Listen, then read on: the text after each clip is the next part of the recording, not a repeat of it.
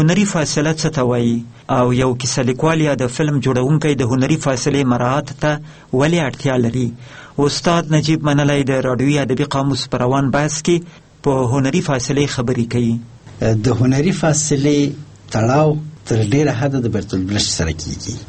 برتول برشت یو آلماني ژبه لیکوال دی چې هغه د تیاتر په هنر کې یو ډول انقلاب راوسته.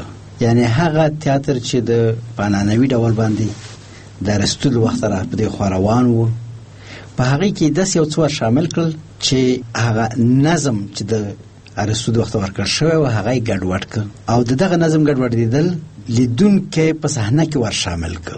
یعنی د لیدونکي او د صحنې ترمنځ فاصله یې ړنګه کړله. څنګه ړنګه کړه؟ په دې معنی ړنګه کړله چې کله اکتور چې په صحنه کې لوبه کوي خپل مقابل لوري ته خپل همکار لوبغاړي ته مخاطب دی او کله بیا په هغه عین وخت کې کېدای شي چې سالون ته هم مخاطب شي. استاد منلی، یعنی د تیاتر کې په هغه دودیز تیاتر کې هغه تیاتر چې موږ تصور کوو په هغه کې خو دغه سټیج څه دی، دغه د تمثیل صحنه دا یو بیل ژوند دی لکه په سینما کې چې ګورې او موږ نندارچیان دلته ورته ناست یو ننداره یې کوو. نو دوی په خپل منځ کې جنجالونه لري، په خپل منځ کې قصې، په خپل منځ کې داستانې. تاسې دا ویل غواړئ چې دوی لکه ممثل چې بل ممثل مخاطبوي او له بل ممثل سره کار ده له اورېدونکو سره هم دغسې لوبه کوي، له کتونکو سره هم همدغسې لوبه کوي او هغوی سره هغوی کله کله د شاهدانو په صفت نیسي. اندې ته ورته وګوره او خلکو چې ناست یاست تاسې ورته وګورئ دغسې کار کوي. دغسې کار کوي. ولې دا کار کېږي؟ تاسې خبره له برشته شروع کړه او هغه چې کله کله ممثلان نندارچیانو ته مخاطب کیږي له هغې سره څه تعلق لري؟ اول دا خبر راته وکړئ. کله چې ممثلان یو د بل سره تعامل کوي دا هغه څه دي چې لیکوال لیکلي دي او ممثلانو زده کړي، نو په یو پیژندل شوي چوکاټ کې کار کیږي. کله چې که څه هم دا خبره لیکوال لیکلي او ممثل زده کړي، ممثل وغواړي چې آډینس ته یا نندارچیانو ته خبره متوجه کی دا غوی نه یو پوښتنه وکړي. نندارچی خپل نقش نه دی زده کړی، نو په دغه ځای کې د کیسې د اصلي سیر نه یو بل سیر ایجاد شو چې موږ لرې کړو د اصلي کیسې نه. کېدای شي چې دلته په نندارچیانو کې څوک پیدا شي جواب ورکړي او کیسه بلې خواته بوځي. استاد منلی، ما بیا یو بل مطلب واخیسته د برشت له کاره. کله چې په سټیج باندې ډرامه روانه وي نو دا ډرامه په سټیج روانه ده. نندارچی یو څوک دی، د نندارچی چې په کومه دنیا کې اوسي هغه یوه دنیا ده، یوه واقعي دنیا ده، د رښتیا دنیا ده او هلته په سټیج باندې یوه بله دنیا روانه ده، یو بل ژوند روان دی چې ان د ارسطو له زمانې و له هغه نه پخوا چې ډرامې شروع سوي دي تر اوسه پورې هغه بل ژوند دی، دا بل ژوند دی. نندارچی دا فکر کوي چې زه له لرې یوه ژوند ته ګورم، زه له یوې فاصلې هغه ژوند ته ګورم، زه هغه ژوند ته ګورم چې زه پکې ګډون نسم کولی. نو طبعا دا فاصله ده. خو برشت چې دا کار وکړو چې ممثلان دي هغه هم یو قسم پکې شریک دي، څوک چې پکې ناست دي حتی له هغو سره دې هم مخاطب سي. تاسې خبره چې ممکن هغه مخاطب چې هلته ناست دی نندارچي هغه یو خبره هم ورته وکړي. نو دلته په حقیقت کې هغه فاصله ړنګه سوه د نندارچي او د ممثل ترمنځ چې کومه قراردادي فاصله له پیړیو پیړیو را روانه وه هغه ړنګه سوه. نو هنري فاصله ګډه وډه سوه. هغه هنري فاصله چې موجوده وه او موږ کولی سو چې هغه لرې فاصله وبولو هغه په دغه شکل لنډه سوه. آیا دغه تعبیر تاسو لپاره څنګه دی؟ دا کېدای شي چې یو تعبیر ووسي، مګر اصله خبره په دې کې ده چې ولې هنرمند ولې لیکوال دغه کار ته زړه ښه کوي یا دغه نیت کوي. که زه ووایم چې جلال آباد د افغانستان ختیځ لوري ته پروت یو ښار دی چې د کابل د سیند په خوا کې پروت دی او سخته ګرمي ده پکې، د بېسودو پل بېسودو خواته ځي او سپین غر یې که سړی مخ تورخم ته کي خلاسته دی. دا یو واقعیت دی د ننګرهار په باره کې، د جلال آباد په باره کې. د جلال آباد د ښار یو تمثیل دی، مګر دغه تمثیل ما د جلال آباد ښار ته وړي، د جلال آباد عمومي فضا ته مې راوړي. مګر که زه همدغه شی د جلال آباد ښار د یوې ډېرې وړې زاویې نه وګورم، یو ماشوم ناست دی په څنګ کې د ترکارۍ خرڅولو یا د غلاجاتو دکان دی، د خوراک فروشي ده او دا ماشوم په څنګ کې ناست دی، د صرافۍ یو بکس په مخ کې ایښی دی او زه دا د صرافۍ بکس وګورم.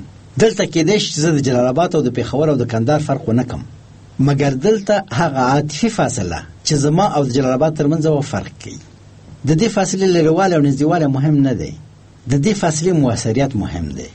یعنی لرېوالی او نږدېوالی باید د مؤثریت په خاطر انتخاب سي، دا ویل غواړئ؟ لرېوالی او نږدېوالی باید د مؤثریت په خاطر انتخاب شي. کله یوه صحنه تاسې د لرې نه ښایي، تاسې ته عمومي چاپیریال در پیژني. یعنی هلته ضروري چې له عمومي چاپیریال خبرې وشي په هغه صحنه کې. په هغه صحنه کې د عمومي چاپیریال خبرې باید وشي. یو هغه حالت چې زه جلال آباد په ذهن کې وینم له لرې، یو هغه حالت دی چې بیخي لکه په جلال آباد کې چې اوسمه، نو دا کله دا او کله دا د دې تاسو وایئ چې د سینما او د داستان لپاره مختلف حالتونه پکار دي.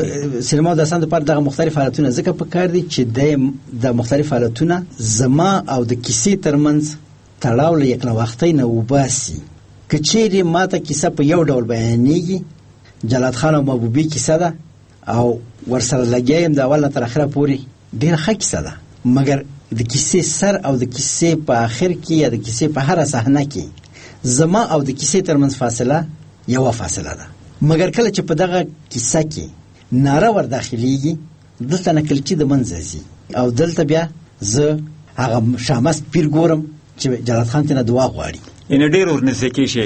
ډېر ورنږدې کېږم او په عین حال کې هغه شدید احساس چې دغه د دعا ضرورت دی زه احساسوم. یوه مسته دعا راکړه چې په مخ د شمایلې سخت سفر دی. او استاد منلی، زه خپله د کابل تلویزیونونه ډېر لږ ګورم او یو علت یې دا دی چې کله چې په دغه ښار کې دغه ځانمرګ بریدونه وو یا په افغانستان کې، نو دوی به تصویرونه واخیستل. ما په وینو کې چې خلک لټپټ دي او خلک په بد حالت کې دي، په وینو لژندي و مري، دا حالت دا به دوی بیا ښودل او دا ډېر خوابدونکی حالت و. خلق به د سړي تنګ سو. اخر کوم انسان دی چې د بل د مرګ ننداره وکړي؟ دا په ما ډېر بد ولګېدو. یعنې دلته فاصله ډېره لنډه وه. یو انسان ساه ورکوي، یو انسان په ډېر بد حالت کې دی، له یو انسان سره نهایت ظلم سوی دی او د کامرې سترګې پرې ولاړې دي او غواړي ما ته راښکاره کړي زه انسان یم، ولې په بل انسان تباهي ووینم؟ لیدل هم سخته دي. خو یو وخت په بغداد کې همداسې ځانمرګی برید سوی دی، یو ریپورټ مې لوست، نو طبعا خلک تباه سوي دي لکه د همیشه غوندې نر ښځې هر څوک چې دي. نو یو ځای په دغه چاودنه کې یو موبایل ټلیفون دی یو چا له جیبه لوېدلی دی، په دې څو ثانیې وروسته له دې واقع یا یوه دقیقه به تېره وار څومره وخت چې دی د موبایل ته زنګ راځي، خو څوک یې نه اوچتوي. دغه ریپورټ لیکونکي په دې خپل ریپورټ کې د ځانمرګي برید په حصه کې دغه شی هم ذکر کړي وو. د ماته هغه ټوک ټوک بدنونه راونه ښودل ځکه چې د هغه لوستل په ذهن باندې بوج دي، ذهن ځوروي. لیکن موبایل یې راوښودو، خو موبایل زنګ وایي او څوک یې نه اوچتوي. او ما ته یوه کورنۍ را په یاد شوه، یوه مور، یوه خور، اولادونه چې هغوی به په چا پسې زنګ وایي خو هغه ټلیفون بیا نه اوچتېږي. دې تر اوسه پورې په ما اثر کړی دی. دلته په حقیقت کې صحنه دغه هنري فاصله بل رقم شوه، مستقیما هغه صحنه راونه ښودله، له صحنې نه لږ یې خواته سو یو بل شی چې هغه ته حادثه نه وه ورپېښه سوې موبایل ته، هغه یې راوښودو. یعنې په حقیقت کې فاصله یې لرې کړه د نږدې په ځای باندې، غیر مستقیم یې کړه. یو قسم اثر یې را باندې ډېر او د لوستلو زغم مې هم درلود.